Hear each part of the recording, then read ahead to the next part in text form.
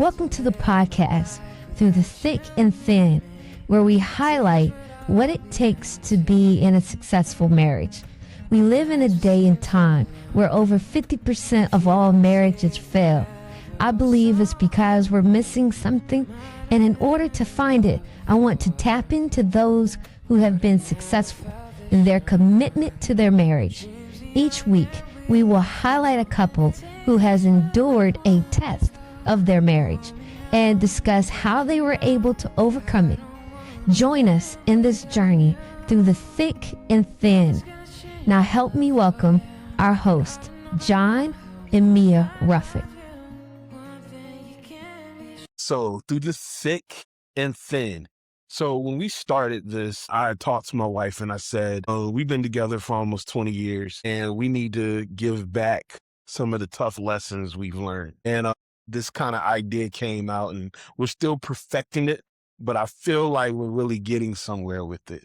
And I just appreciate the Petersons, right? I said that right, Petersons? Peterson. No idea. So do y'all keep y'all's last names? Did y'all both keep your last names? Because that's like a modern thing. People keeping their last names. It's like, this is my identity. You don't have to take it from me. There's a little bit more than that. So a lot of the times, like when it comes to when people get married, it's like I was thinking about my parents. But it's like and being able to know one side of the family versus another side of the family. And like when you think all the way back, like so for instance with us, it's like I would like our kids, like when we have kids, to be able to not only know her Peterson side, but also know like her parents' side and so on and so forth. And a lot of the times when you just like pull it together, you only end up knowing one side of the family. Yes. And that's, I've seen that throughout history or tradition. It's just that one side of the family that everybody goes and visits, and the other side, nobody wants to go and well, we don't have that. I think I like both sides of our family. My family just comes together a little bit more than yours. Yeah, and your family's just a whole lot bigger. True. Yeah, we over 100 strong. Wow. Yeah, we're real strong.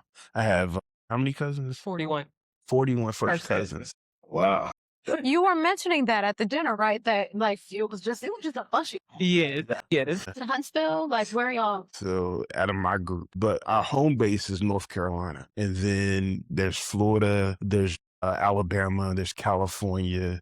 We have a few in West Virginia. Those are the main places, and then scattered out throughout the rest of the country. Yeah. All right, so let's get into it. I wanted to talk about, I think it's unique. Everybody's always talking about intimacy. We always talk about the physical aspect of it, but I wanted to talk about other aspects of relationship intimacy when it comes to like support, and when it comes to encouragement, and when it comes to, of your partner's dreams. And the reason I say that is because I think that art is lost in a lot of relationships. I counsel a lot of people, men and women, and they feel like they have to go about their dreams by themselves, but then relationship separate from their dreams with their partners. And I'm like, man, you're missing such a value, because supporting your partner in their dreams is, to me, one of the closest, best connections that you can have. And so I wanted to kind of jump into that today. But first, before we do, I know you guys are like, who's talking? So we just gonna do a quick introduction. We'll start here to my lovely wife, to my right. Hi, I'm Mia. And I'm John, and we've been married for 20 years. I'm gonna keep saying that until it's 21. All right, and then we have Julian Waddell, and over here is my wife. Yeah. Chad Peterson. and y'all been married. We've been married for 12 years, together for 20. Wow. See, that's what I'm talking about. You can hang with someone and you could be friends with them for just as long as you've been married to them. So that's pretty cool, and still want to be married to them. So that's awesome. I like that. So let's jump into it. How important is support in a relationship to you? And anyone can jump into that. But how important is that to you? I like to start. I always feel that you're not supposed to be on, and this is not just with relationships, but like friendships, all kinds of relationships. It's like you're not supposed to be on a journey by yourself. And so when I think along the line of us, it's like it's deeper than just us being married. It's a partnership, you know.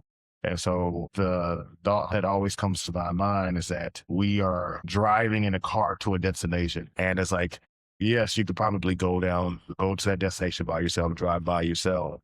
But it feels so good to know that you have somebody that's going down that path with you. Mm. And being able to do that kind of basically opens a new level of intimacy that basically shows that you're not doing this by yourself. You could have everything. I always think about like spiritually, it was like when Adam was created, it was like he had everything for what he thought was everything first. But it's like he felt like incomplete without having that other half. Yeah. It's, they say, it's no fun to commit a crime if you can't tell nobody about it, right? Most criminals get caught, though. They have to tell somebody what they did. And I think that's just who we are, human nature. We have to share. And in a world where sharing is overly done, I see that even in just sharing is not enough. You have to share with someone who you truly care about and is connected to. Jana, what about you? Same question. Yeah, I 100% agree. Thinking about the same analogy of being in the car together and, taking it even literally because we do a lot of long distance road tripping together. And, when I'm in the car by myself, I'm driving, I just want to get there. You know what I mean? It's, it's me, it's my music, whatever snacks, because I don't like to stop. You know what I mean? I'll stop to use the bathroom, get gas. That's it. Okay. You know what I mean? But when I'm in the car with Julian, literally and metaphorically, that road trip turns into like an adventure. It goes from just like, okay, this method of travel to being like we're actually making memories. Like we're gonna stop at this place, or we're gonna, he'll make some dumb joke. We'll have some really great conversations, in the car, and it just really turns it into not just this I'm getting from point A to point B, but it actually makes it something that's enjoyable. And I feel like that's exactly what it should be like when you're in a relationship, when you're going through life together. Like it's not just somebody that can check a box and say like I'm married, or he's going to fall into this role or whatever. Like it's actually somebody that can see you, that you can laugh with, that you can share with, that you can cry with, that you can be yourself with. Yeah, like I think that's a great metaphor. I love it. Mia, what about you? How important is, support in your dreams when it comes to connection with your partner? I think that having that support is definitely desirable, but on the flip side of that, it's like, okay, if you're not with my dream, I still can't just let my dreams die. I get you there. So what I'm hearing you say is even though you want your partner's support, sometimes you have to move without your partner. Yes, I think That sucks. I tell the truth. I love feeling like I've impressed my partner. Yeah. Tell my partner, and I'll be honest, like I can't always come to Mia with the things I'm doing because I don't know if she quite understands, and people can relate. Like we're in two different fields. She's a teacher, I'm a counselor, and sometimes I do some things I think that are like really dope. Like I couldn't imagine when I was a little kid doing these things, and sometimes I won't necessarily share because I don't know if you really would get it, and I wouldn't want that. You've never been like non-supportive, but I don't like that confused look. yeah. Like, what are you talking about? So You know- when you marry, when you like and then like me is very logical and I'm really creative, and I can go to La La Land with my creativity, and she's and I get it. Like, no, I love this because she's the most patient woman in the world. Because I'm really trying to explain my dream, and I can tell she's like talking about how do you handle. That's what I want to know. How do you handle that? Because I know I can get scary with my dreams, and I know sometimes it's just not understandable all the time. Yeah, I just feel like at this point in our life, I'm just like, okay, babe, like it'll be fine either way. Like it's fine. Yes, I'll be there. Just hanging out, watching, riding along. Because I'm That's just true. like you, I'm like, I just want to get there. even when we're, yeah, like I'm very calculated. Okay, we're going to be leaving at this time. Yes. Stop at this place. And you have to be in the car by a certain time. Everybody needs to be packed. Yes. You want snacks? Get them now. Use the bathroom before we leave. Don't drink water on the road. So I'm very much that way. And he's like, why are you rushing? And I'm like, It's this guy. I'm not rushing. We just have a plan. Yeah. You just stick to the plan. I want to deviate. So I can actually, I don't necessarily think it's a deviation. So I think it's part of the journey. So the way I look at it is like, and I look at all the experiences that we have. Right. What ends up happening is, I remember this movie. It's an Adam Sandler movie, and I think it was called Click. And Yes. and what he ended up doing is like every time it's like the stuff that was the boring stuff, he would fast forward, and it's like the remote would learn what are things to skip through. And so I look at these things as like some of the best intimate times that I have with my partner is being able to be on a trip with her. So in those times, it's like whenever I get to a destination, it seems like the destination like goes extremely fast. Right. But it's like what I remember the most is actually getting there. Mhm. So there's like all these different stops are actual pivotal moments for me to basically always remember Yes. why I want to go on this trip with. Yes. And so being able to stop, being able to make these like these detours, it's like for me, it's kind of like the refilling Right. of like our love pot. So, okay, my question. How do you slow Jana down enough to enjoy that with you? I gotta say is that Jana has always been the type of person that even though this is a way that we need to be able to do this, and this is across the board. It's like she always cares about like my feelings, and like the feelings part is like it's not about just because like I care about it. Is that she doesn't want to try to like overstep my feelings here. You know, so it's like Yes. she really cares about being fair. And so what ends up happening on our journey is that we end up like balancing of like getting to the destination, but making sure that we make calculated detours that make sure that it basically benefits both. Right. So, Jana, do you notice when he's trying to slow you down, and how do you respond to that when you see it? Well, I wouldn't call it slowing me down, but I would say when he's like getting me to be present, really, is kind of how I would put I it. like- Yeah. And, and I actually, and I didn't notice it before. I didn't kind of have it framed up in that way. And so there would be times, I wouldn't say when we first got married, because when we first got married, we'd already been together for 8 years. But I kind of started to,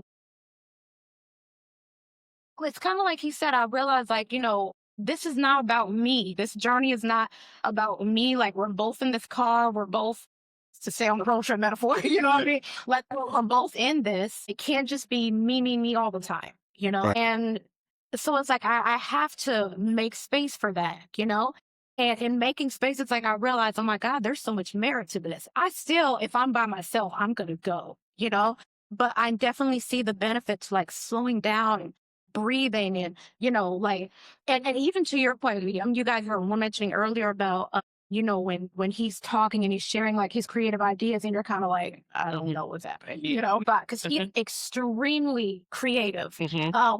Probably the most creative person that I know. And he'll share an idea. And what was happening at first was I would just kind of be like, the same thing, like, dear hello, like, there's a lot of words. And at first I was kind of like, I wanted to be supportive. So I'm like, yeah, great job, babe. I think you can do it, that kind of thing. But I would realize like, okay, to contribute if I'm just kind of like, you got it, and so what I started doing was just asking questions. I didn't used to want to ask questions before because I was worried. I kind of had it in my mind that asking questions would signify like, oh, I wasn't listening or it'd be admitting that I don't understand, which would, in my mind, make me look like I'm not mentally capable of keeping up with you and that kind of thing. But I realized I'm asking questions, that's where the understanding lies. It's where it's like the bridge Right.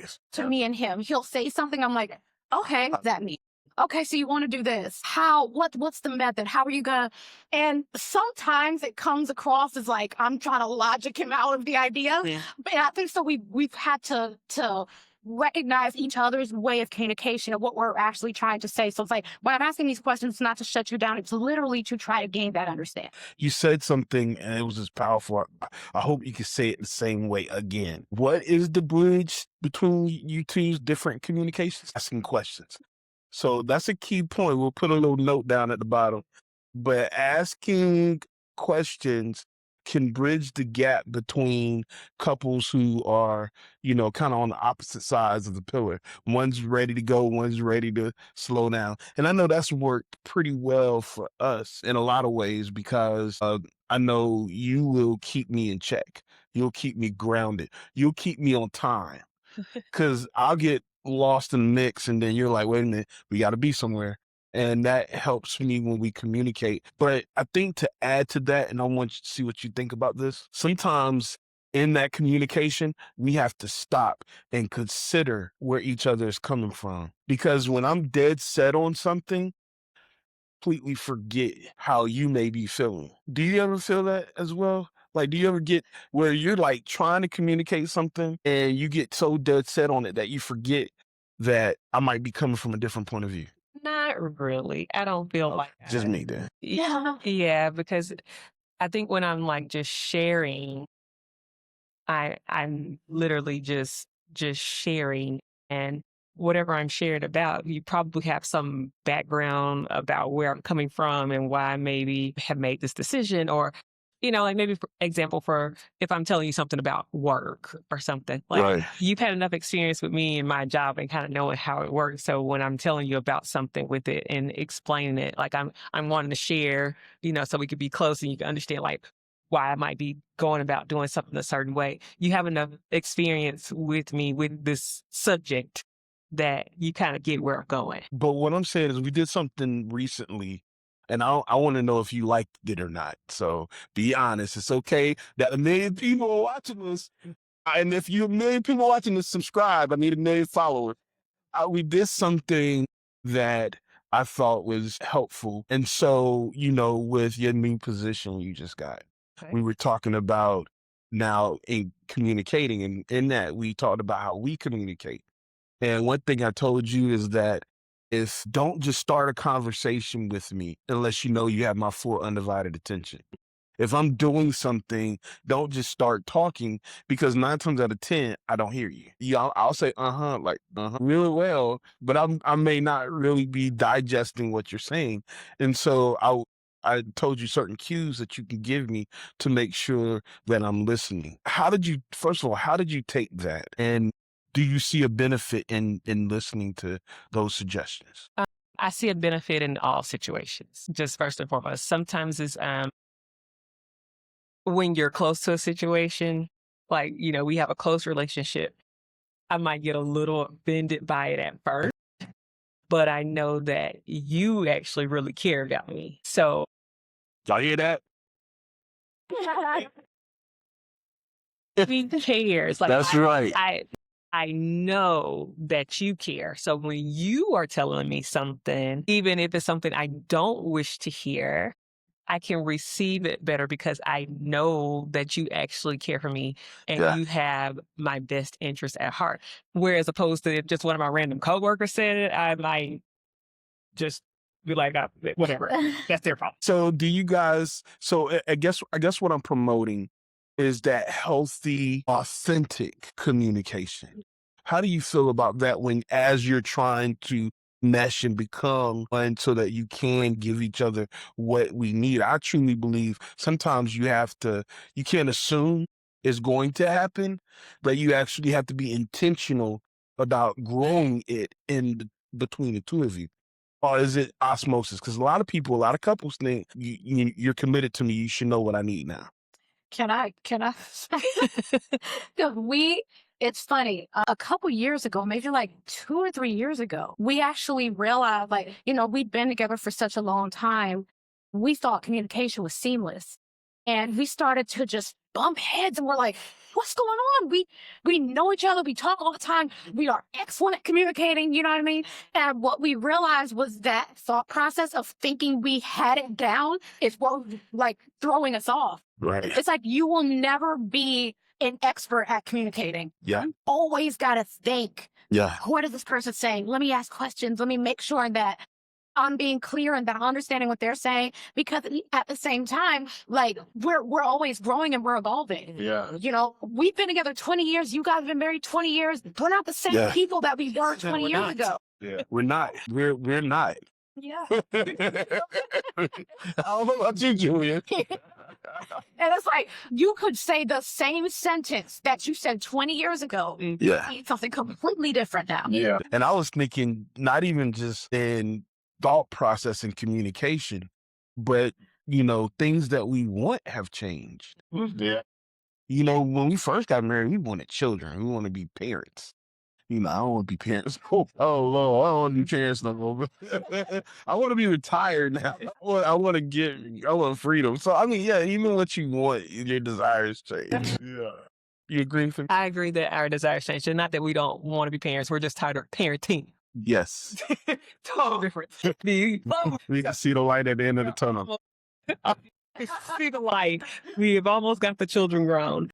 But Junior, what about you, man? She read my mind there with the fact that we evolve over time. Yeah. Like we're going through different stages. And sometimes it's like, even though we can be aligned with our purpose, it's like our growth could be different. It's like the things that it may have come easy for her may not have come easy for me, and vice versa. And we just have to realize that I look at it, going back to our original analogy, as like, just because we have to pull over to go use the bathroom doesn't mean both of us need to, Right. And so it's like, I look at all the different things that have gone on throughout our 20 years being together. And I just think about something that we learned when we was getting premarital counseling. It's like, the pastor said, what is preference or what is principle? Yeah.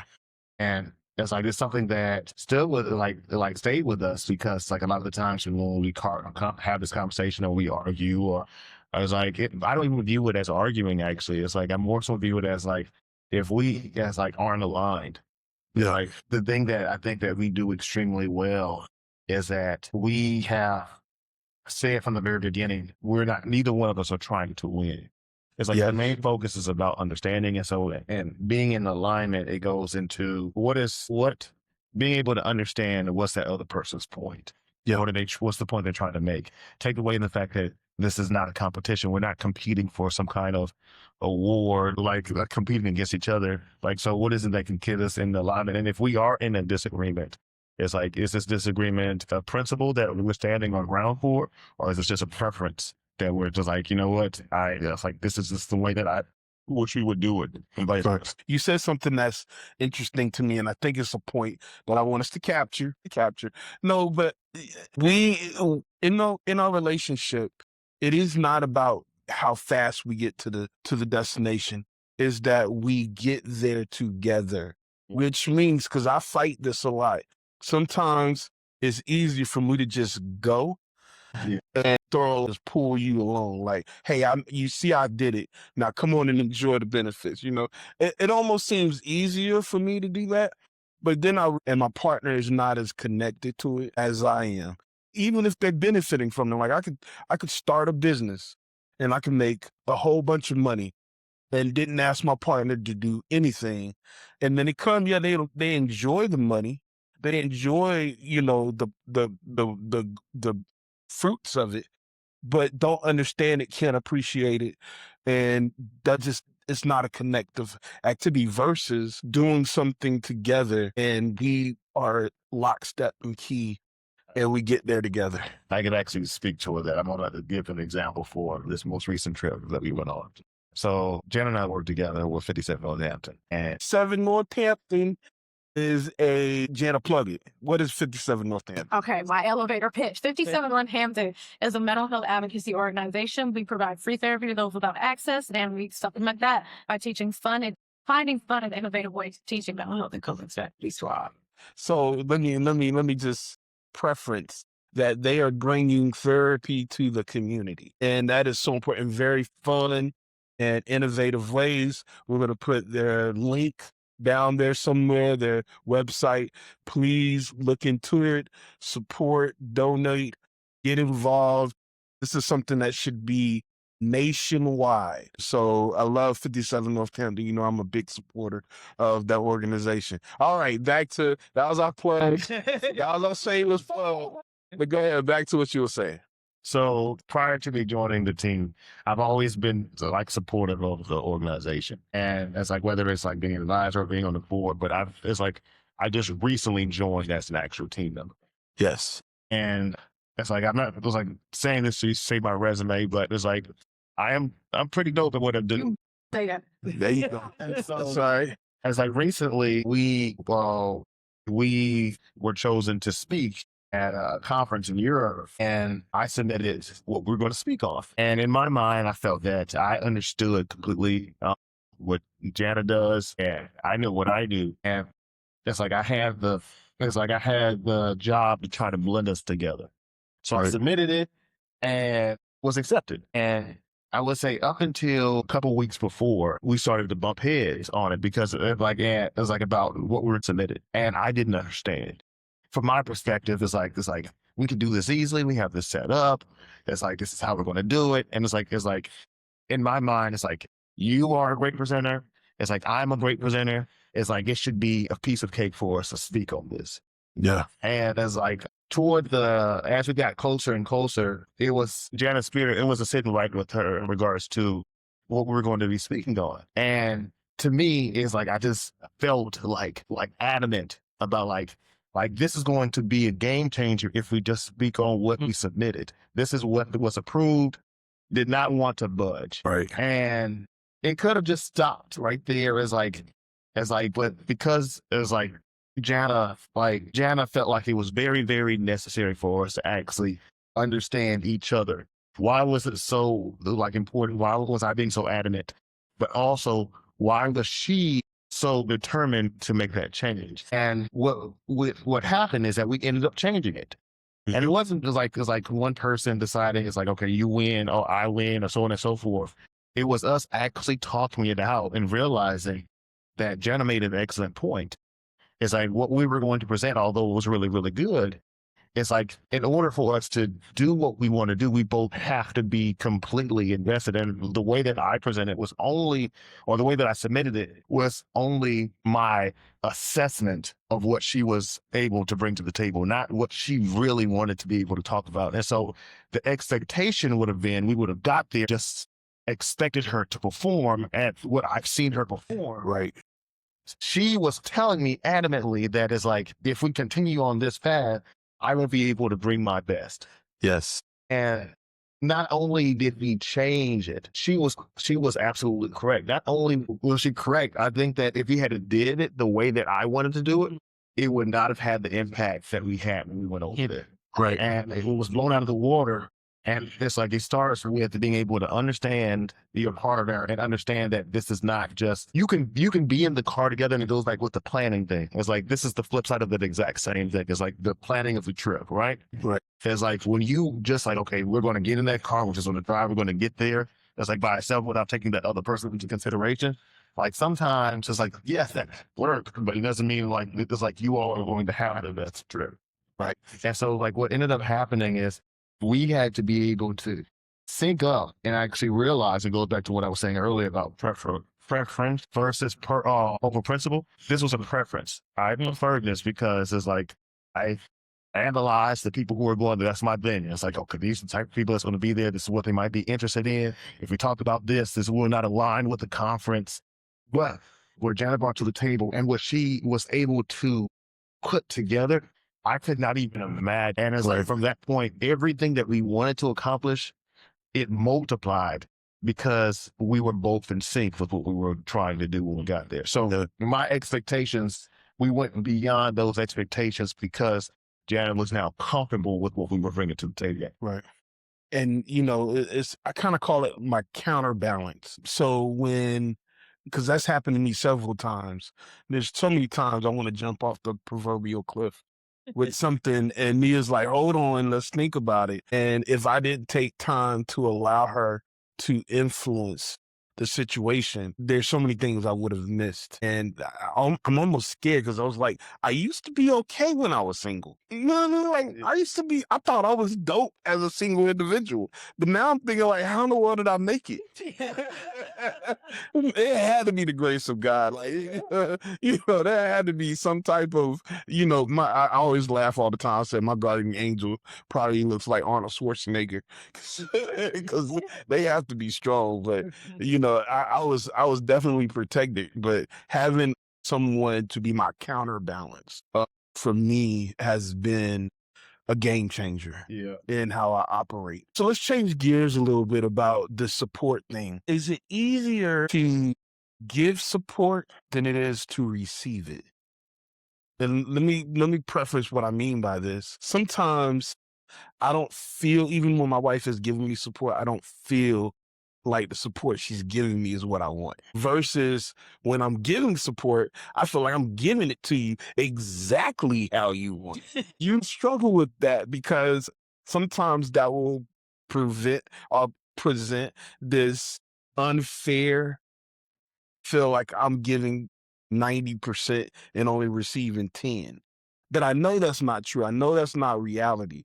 But I want to know, especially for couples who are starting out, who are going to feel, you're going to feel this way. You're going to feel like you're giving 110% and your partner is giving you like 30.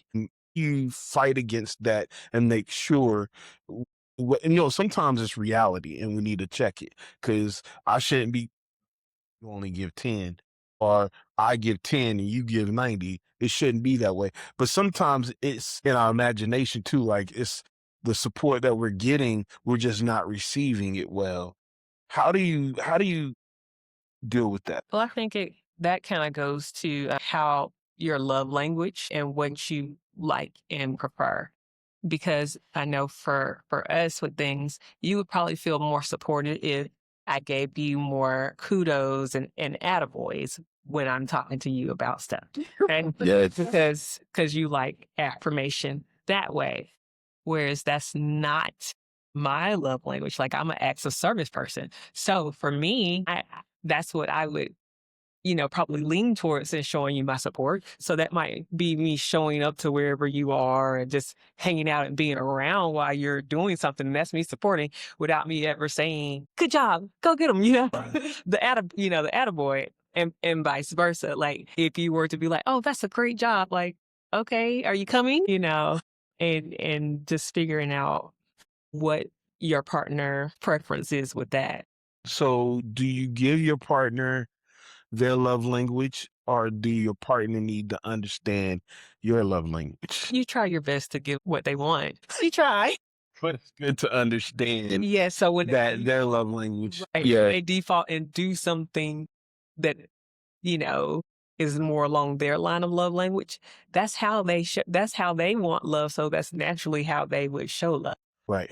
So it's kind of a mix of two. And I agree with that. I do believe, and I want to hear you guys' opinion, but because opposites attract, right? For a lot of relationships. And people have different love languages. And is this something that you're intentional about? Do you communicate it? Do you just learn to give it? Like, how would you say couples should approach this opposite in love language phenomenon? Well, I have a couple thoughts. It's like, I feel like, and I think this is just from our experience, is that your giving love language might be different from your receiving love language. And so I think by default, it's like a lot of your giving love language might be directly connected to looking into how that person wants to be loved. And so like, I think about Jana specifically, it's like, I can basically be a type person that's a giver, but what she really needs is like for me to be actually, like in this example, actually to be there. And I'm like, you can do this, you can do this. Mm-hmm. And just as we said earlier, it's like, okay, but are you going to show up for me? It's like, nah, you got it over there. You got this. Yeah. It's like, you have to be able to understand the difference between how you give and how you receive. Because it's like, I like to, I was like, what's this rated? Oh, It's like you want to love is like to align with what they need versus is like only focusing on yourself. Because Yeah. just focus on yourself, it's like it's not as enjoyable as it is being able to actually make sure you are able to give your partner what they specifically need. Yeah. And it's like if you're able to do that, it's like it actually creates this symbiotic relationship where it's like that give and receive type of dynamic that allows you to move so much in sync that you don't even realize what you give is like it impact negatively or positively what's being received because it's like it's a seamless. Yeah. Right. You know, something that I've always experienced, and it'd probably be devastating if I didn't receive it, is when I look into your eyes, I feel love. So I feel like you're committed, not even love, but you're committed to the relationship and seeing us win. Like you're in it with me, even if we're on the opposite ends of an issue. I don't that. I think that would be devastating if we. That sometimes that scares me. Like, what would happen if we lost that? Because I desire the same thing. I desire us to be at our best and to be as happy as we possibly can, even though I know that we're not all the way there. But how do you ensure you don't? Because I think that's the highest form of intimacy is being able to look in your partner's eyes and know that they are in it with you, that they love you. They're 10 toes in. How do you not lose that? How do you build that for those that are listening? Being intentional with having those intimate moments that are, not just physical.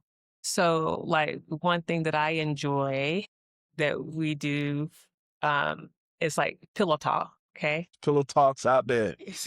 My pillow talk game is strong. Because it's like a quiet time, before the responsibilities of, school and work and kids. It's uninterrupted, and it's just peaceful. It's like, I like that time.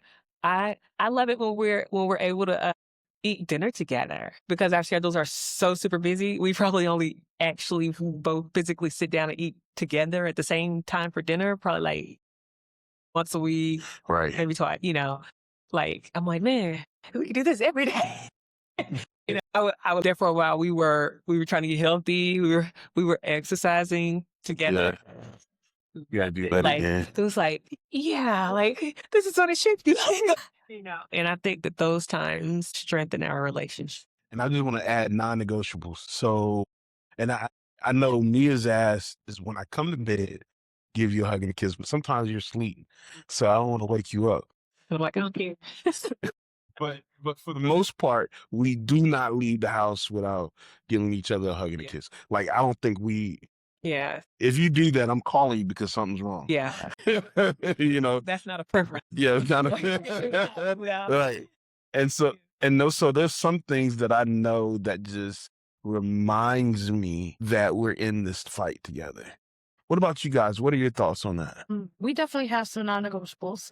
So like, must hug and kiss before we leave, before one of us leaves the house. No hanging up on each other. I don't care how mad you are. Yeah, hug up on each other, but I like that as a rule though. We have some issues with that on Uh-huh. my end. Also, there's one where they say, don't go to bed angry. Mhm.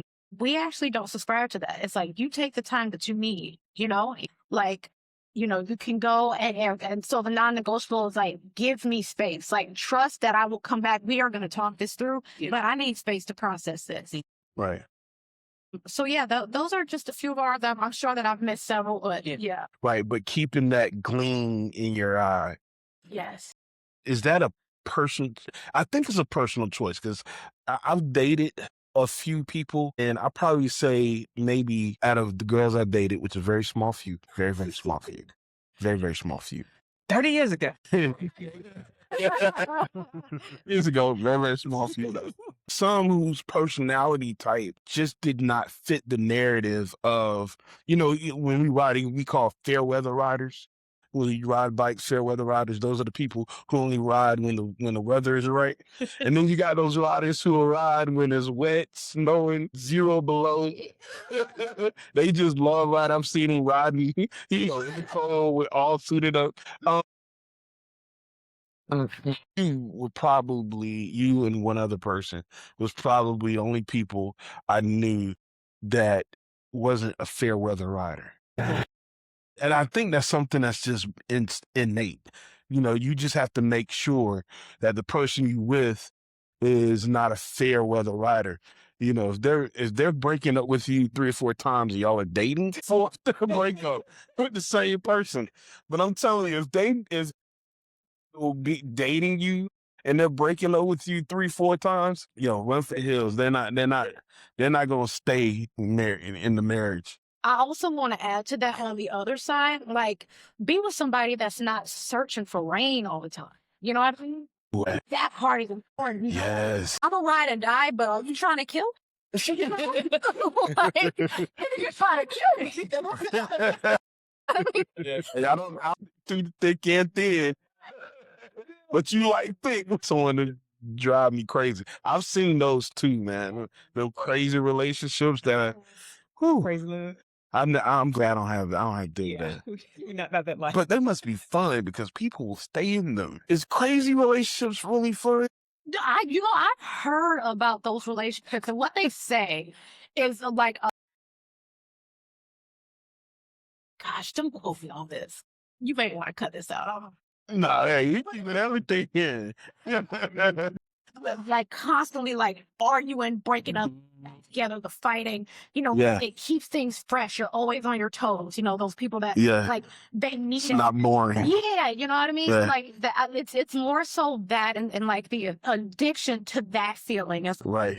real love and appreciation for the person. Breaking the monotony. Yes. Yeah. Because I've seen people, man, and I'm talking about men and women, almost on their deathbed. I mean, Don't let me start telling some stories. Seeing it personally and close up, and it ain't cool. I'm just like, and then go back. I'm like, what do you think? I have to back because I've seen some stuff too, and I'm like, look, y'all not gonna stress me out. Right. For sure. So I will say this is like to that point in regards to the breaking the monotony. That is like, I feel that it's like a lot of people may see that as keeping the spice in the relationship, but I feel that it's like there's other ways to do that. Right. And I feel that being able to capture that exact same feeling that you're getting that's not toxic is key. Mm. So it's like, I was like going back to what we were saying in regards to, it's like getting to the destination. It was like the experiences and the topic being present, so on and so forth. It's like sometimes when you're always trying to get to the destination, it's like everything just ends up being monotonous and it continues being the exact same thing. And it's like you yearn for some type of difference. Like it's like cake, the same food, same thing. My day is the exact same way.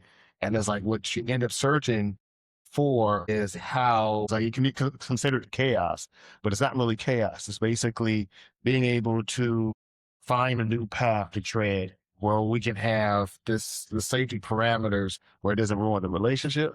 Right. You're able to enjoy new things together. And I think that can be key to being able to have a great relationship as well.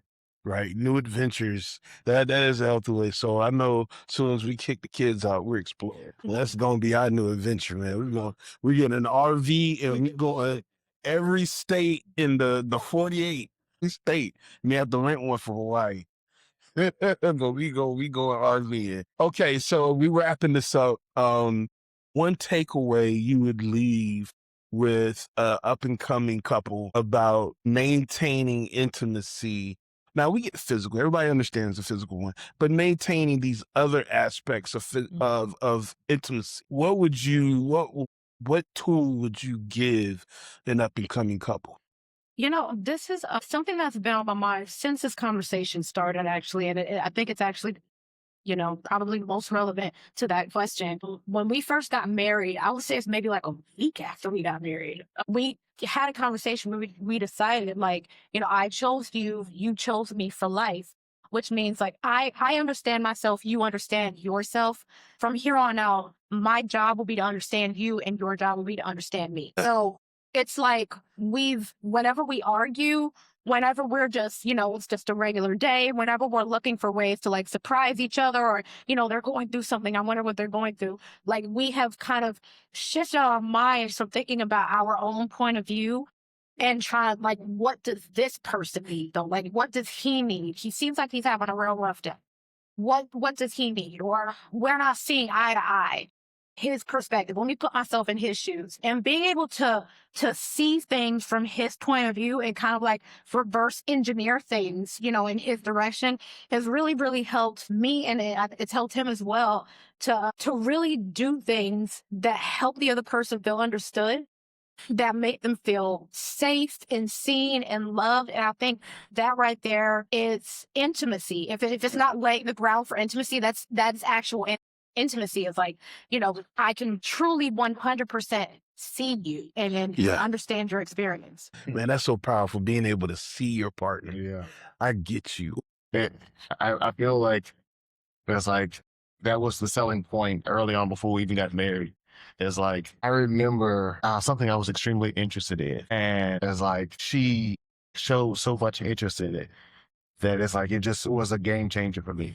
And the reason why it was a game changer goes back to what I was saying in regards to giving and receiving. For me, it's nothing for me to actually have the things that she's interested in as something that's like important to me.